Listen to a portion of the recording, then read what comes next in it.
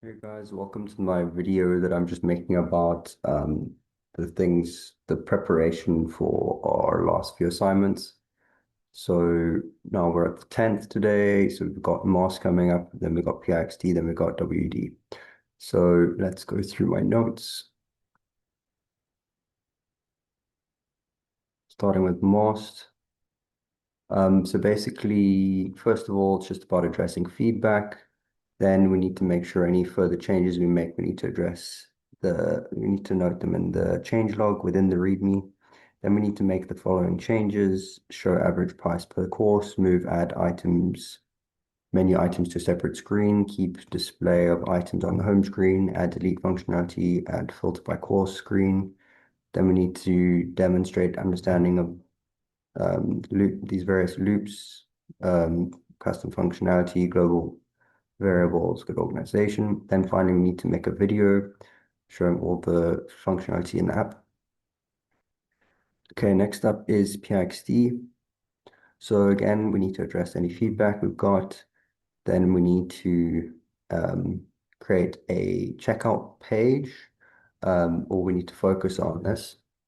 So first of all, we need to list all critical checkout page elements and state the element types for each one. We need to order them by importance and describe each element's functionality and feedback/validation if relevant. Then we need to make a wireframe for checkout, create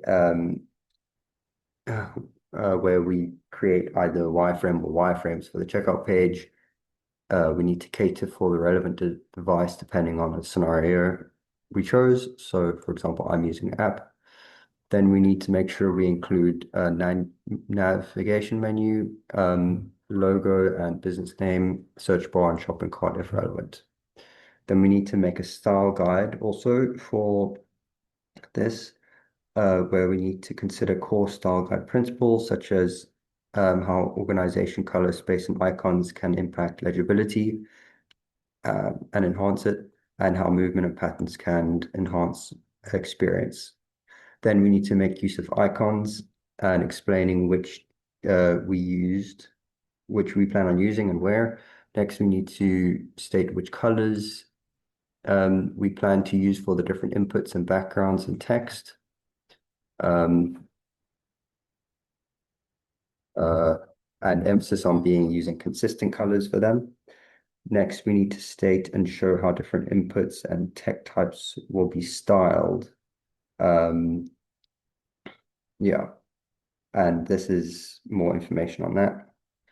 Then we need to make sure that any images and icons we use from the web, we add to our reference section. Next thing, we need to make a paragraph about enhancing accessibility. That is 450 to 600 words, and we cover these topics. What is accessibility? What measures can be generally used? What specific measures can be used for people with different disabilities, and why is this important? Cool. Moving on to WD. So first of all, again, addressing feedback. Also, again, updating our change log in README as we make further changes. First of all, we need to add these kind of interactive elements across our site. Next, we need to add, make our web page more dynamic with filtering and sorting. Next, we need to add these SEO considerations. Next, we need to add these off-page SEO considerations. I'm just adding basically my plan to the README file. I'm not actually going to do these. I'm just going to add what my strategy is. Next is consider additional considerations such as page speed and security considerations. So I'm going to use a capture form thing on my forms. Lastly is regarding the forms, we need to make updates to them. We need to make an inquiry and contact form if we haven't started that already. Both of them must have relevant feedback and make use of Ajax for a smooth experience. They must both have reason for inquiry/contact dropdown, and then other obvious stuff such as uh, user info, etc. Then our inquiry page must also include relevant info like costs and availability. Um, Okay. So that's everything. Thanks for watching.